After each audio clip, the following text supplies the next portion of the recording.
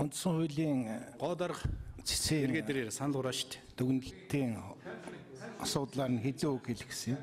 Нэмж Тэрнээс өмнө өнөөдрийн нэгдүгээр асуудал ба хоёрдугаар асуудал холбоотой юм шиг яриад байна.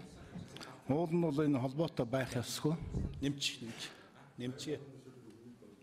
Өнөөдөр Монгол улсын хувьд бол эдийн засгийн тааруу, улс төрөнч бас тааруу, нийгмийн амьдрал нь ч тааруу, ийм байгаа цагт хүн болгон институт суулган хийх ажлаа олигтойхон хийгээд явах ёстой. Тэрнээс биш өнөөдөр хүн огцруулдаг цагч биш, тэр талаар боддог цаг биш. Гэхдээ энэ бол хүний эрх, хэнийг яаж.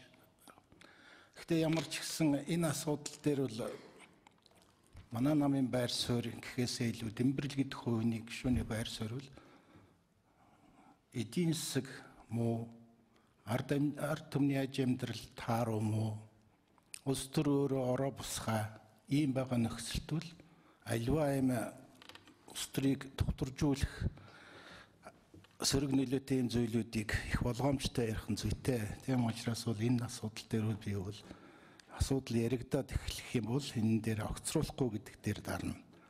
Яагаад би нэгдүгээр асуудлыг яриад байгаа юм гэхээр хоёрдугаар асуудалтай бас сая холбогдчихлоо.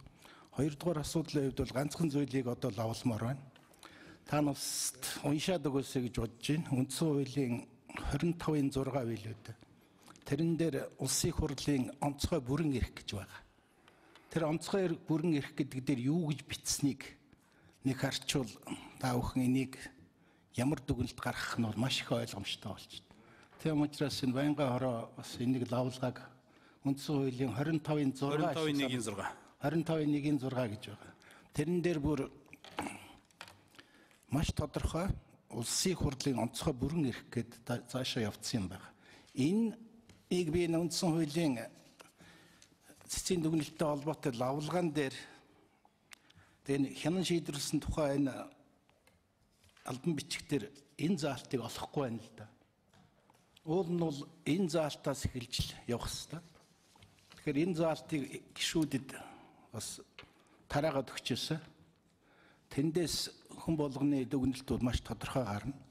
Тэгэд энэ асуудал хамгийн зохистойгоор шийдвэрлэгдэнэ гэдгийг хэлэх гэсэн. За